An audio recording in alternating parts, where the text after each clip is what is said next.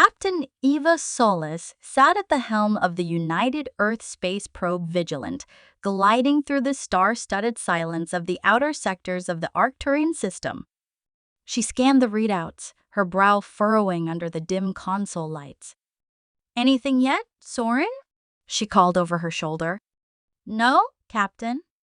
"It's all quiet. Wait. Hold on." Lieutenant Soren Liu, her communications officer, adjusted his headset, his fingers dancing over the holographic interface. "I'm picking up a transmission." It's in Arcturian." "On speaker," Eva commanded. The cabin filled with a series of melodious tones and guttural clicks, utterly alien yet strangely rhythmic. Ava's heart raced. This could be the breakthrough they were hoping for. "That's it," she said. "That's got to be the language of the architects. Record everything." Soren nodded, his eyes wide with excitement. "Recording, I think, yes. I think I can start running some decryption algorithms." Ava turned to Dr. Leah Rivas, the team's xenolinguist. "Leah, what do you make of it?" Leah listened intently, her gaze distant. "It's structured, mathematical almost. Give me a few hours with it. I think I can crack the basic syntax." As Leah set to work, Eva felt a surge of anticipation. The Architects of Arcturus, a civilization lost to time and space, had left only cryptic artifacts scattered across the galaxy. If they could unlock their language, they might access untold knowledge and technology. Hours turned into days, and the Vigilant orbited a desolate planet believed to be a nexus of architect activity. Finally, Leah called the crew together in the main briefing room. "I've broken it down," Leah announced. "The message is an invitation. It seems to be directed specifically at humans, or at least at non-Arcturians. It's inviting us to a library." "A library?" Soren echoed, intrigued. "Yes, a repository of their knowledge, possibly their entire civilization's history," Leah explained. "But why us?" Ava mused aloud. "Why are humans able to decipher this when no one else could?" "I had a theory about that," Leah said, "but it's only that, theory. The architects may have seen something unique in our neurology, our capacity for pattern recognition and language acquisition. It's speculative, but supported by how the language is structured." "Where is this library?" Eva asked. Leah pointed to a coordinate on the star map. "Here, on a moon orbiting the third planet, it's uncharted by modern civilizations. Seems we're the first ones here capable of accepting the invitation." Ava made her decision quickly. "Set course for these coordinates. Soren, keep our communications tight. If this is what we think it is, we won't be the only ones interested." As the Vigilant approached the specified moon, the sense of mystery deepened. The surface was marked by geometric patterns visible from orbit, vast and precise, unmistakably artificial. Landing near one of the larger structures, the team suited up and disembarked, stepping onto the alien soil. The air was thin, breathable, a sign of terraforming technology far beyond current human capabilities. "This is it," Ava said, gazing at the towering spire that pierced the sky. "Everyone stay sharp."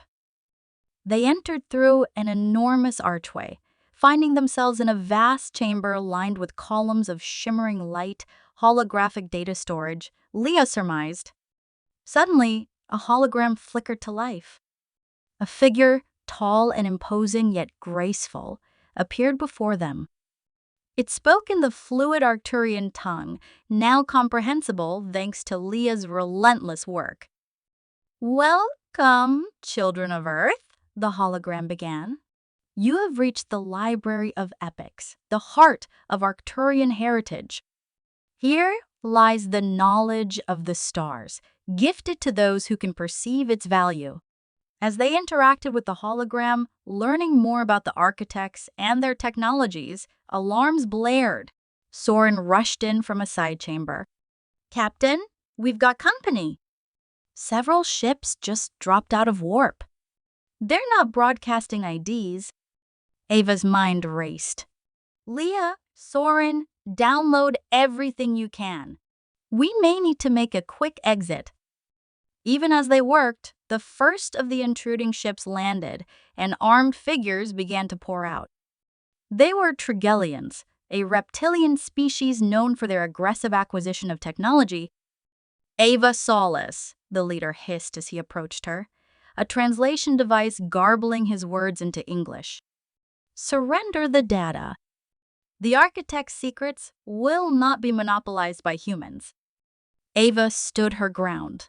These secrets were meant for those who could unlock them, who could understand them. We earned this right. The Trigelian sneered, his weapon aimed at her heart. Might makes right, human. You will find that out now. It seemed a standoff, one Eva was not prepared to lose. She signaled subtly to her crew, who readied themselves. Then the library itself intervened. Walls shifted, doors slammed shut, separating the humans from their would-be captors. The hologram reappeared, its tone now stern.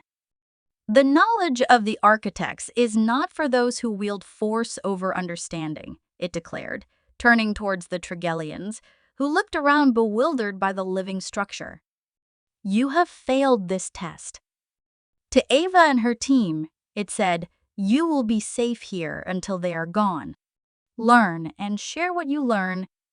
The galaxy is in your hands. As the Trigelians were forced out by the security systems of the library, Eva turned to her team, a weighty responsibility settling on her shoulders. We have a lot to do, she said solemnly. Let's get to work. Look at this, Leah said, beckoning Eva over to a translucent console that pulsed with soft light. It's a map, but not just any map. It outlines hyperspace routes that bypass known dangers like black holes and supernova remnants. This could redefine space travel for us. Eva peered at the display, her mind racing with the possibilities. We need to get this information back to Earth. Can we download? Before she could finish, Soren interrupted with an urgent tone from the other side of the chamber. Captain, you need to see this. I'm picking up signals again. Lots of them. It seems like word has gotten out. Eva approached his station, her stomach tightening as she watched the screen. Dozens of signals, all converging on their location. Identify them. A mix, Captain. Some human, but mostly alien. Krylons, Maldorians, even a few ships that don't match anything we've encountered before. It's a free-for-all, Eva muttered. Soren, broadcast a standard greeting and declare this moon under the protection of the United Earth Authority. Leah, continue with the downloads. Prioritize anything that can help protect us or ensure our escape. As they worked, the Vigilant's defenses came online, a precaution programmed earlier in anticipation of further encounters. Outside, the atmosphere grew tense as various ships entered orbit, some attempting to land. We have a situation, Captain, Soren reported, observing the readouts. Several ships are ignoring our warnings. They're arming weapons. Eva clenched her fists. Defensive maneuvers. Keep them off the surface. Leah, how's it coming? Almost there, Eva. Just a bit more. Got it. Leah exclaimed as she secured the last of the data onto portable drives. Just then, a deafening boom echoed through the library. Eva and her crew braced themselves against consoles as the shockwave from an orbital bombardment shuddered through the structure. They're getting aggressive. We need to evacuate, Soren yelled over the din. No, we stand our ground, Eva responded firmly. Activate the library's defense protocols. It responded to the Trigelians. Let's hope it recognizes this threat too. To their relief, the library did respond. Walls thickened and shielded, energy barriers sprang up at entry points, and the external communication arrays began jamming incoming fire controls. Amidst the chaos, the hologram of the architect reappeared, its visage flickering under the strain of the attacks. Protectors of knowledge, your adversaries do not seek enlightenment. Prepare for temporal displacement. Temporal what? Soren looked puzzled. Leah's eyes widened with realization. He means time travel. The library can manipulate time? Before they could react, a brilliant light enveloped them, and a sensation of tremendous velocity overwhelmed their senses. Moments later, when the light dimmed and their surroundings stabilized, they found themselves still within the library, but a quick check of the external scanners revealed stars in unfamiliar configurations. "We've been moved through time," Eva stated, awe mixed with a hint of fear in her voice. "Either to the past or the future." Soren checked the readings. "Future, I think. By several centuries at least. The constellations have shifted." "But why?" Lee pondered, looking around at the unchanged interior of the library. "To give us time," Eva concluded. "Time to learn, to understand, and to prepare. When we go back, we'll be ready to defend this place, not just with force, but with the power of the knowledge we've been given." The crew of the Vigilant set to work, decoding the secrets of the architects with renewed vigor, protected by the very fabric of time itself. They learned of technologies that could heal worlds, of philosophies that could unite disparate species, of the true potential of the human race in the vast cosmic tapestry. Months passed, or perhaps it was years. It was hard to measure time in their new reality. Eventually, Eva knew they would return to their own time, armed not just with advanced technologies, but with the understanding necessary to truly protect and wield the architect's legacy. As she gazed out at the stars from her vantage point within the timeless library, Eva felt a profound connection to the galaxy and its myriad inhabitants. The library had not just given them a refuge, it had given them a mission. A mission not just to survive, but to thrive and enlighten.